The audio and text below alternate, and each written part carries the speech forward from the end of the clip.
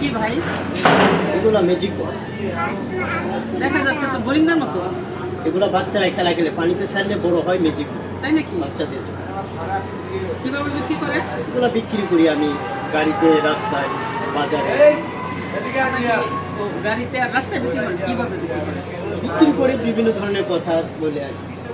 আমাকে যদি একটু শোনাই দেন।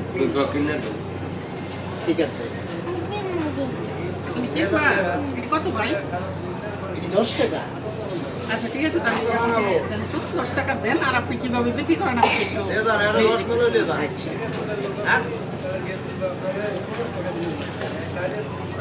ওই বাচ্চাদের হাতে মোবাইল দিলে ছবি দেখে আর টাকা দিলে ছিঁড়ে ফেলে, তাই আমার মিনি প্যাকেটে থাকছে 100 পিস করে বল, আর থাকছে বিভিন্ন ধরনের কালার।